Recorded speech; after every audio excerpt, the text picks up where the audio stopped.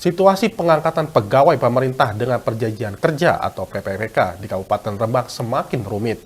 Abdul Munim, seorang praktisi hukum sekaligus kuasa hukum tim Harmonis, mengungkapkan pandangannya tentang dugaan adanya rekayasa dalam pemenuhan syarat PPPK yang melibatkan beberapa instansi. Pak Arief dan saya sudah. Seleksi penerimaan PPK di Rembang kian menuai banyak sorotan. Tak main-main, beberapa dinas terungkap ada dugaan meloloskan syarat pendaftaran PPPK yang tidak sesuai syarat dan aturan yang berlaku.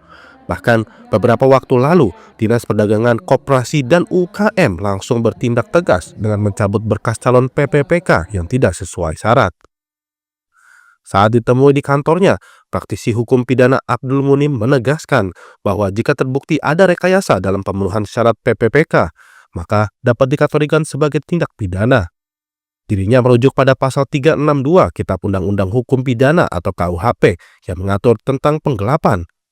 Lebih lanjut, jika para pelaku sudah dilantik, mereka dapat dikenakan tuduhan tindak pidana korupsi yang tentunya akan merugikan keuangan negara. Abdul Munim tidak hanya mengungkapkan kekhawatirannya, tetapi juga berani menyebutkan 4 instansi yang diduga terlibat dalam proses proloskan pendaftaran PPPK dengan cara yang tidak sah. Keempat instansi tersebut adalah Dinas Lingkungan Hidup atau DLH, Dinas Pendidikan Pemuda dan Olahraga, Dinas Perdagangan Koperasi dan Usaha Kecil Menengah, serta Dinas Kesehatan. Dengan nada tegas, Abdul Munim menantang pihak-pihak yang terlibat untuk mempertanggungjawabkan tindakan mereka. Pemerintahan itu dalam semua kebijakannya itu tidak bisa bersifat personal, namun pemerintahan itu bersifat kolektif kolegial yang dibangun atas persetujuan antara anak buah, pejabat, pimpinan sampai dengan pimpinan yang seterusnya.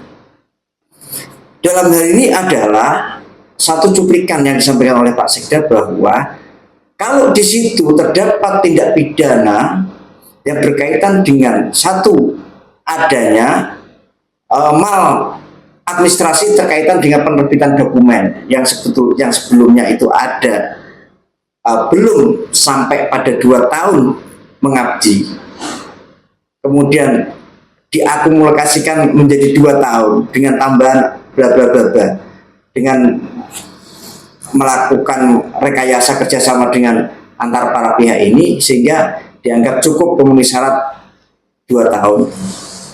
Dan ini terbukti, ini tidak pidana, Mas.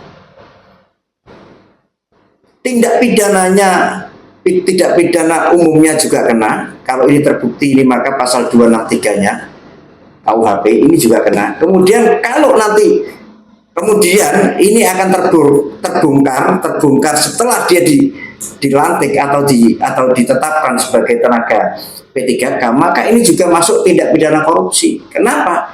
Ini akan menghabiskan uang negara dengan mempekerjakan orang-orang yang sebenarnya tidak punya kompetensi. Abdul Munim juga menyatakan kesiapannya untuk membantu penyidik dalam mengungkap semua fakta dan bukti yang ada jika perkara ini berlanjut. Dari Rembang, Jawa Tengah, Vicky Rio, Lingkar TV melaporkan.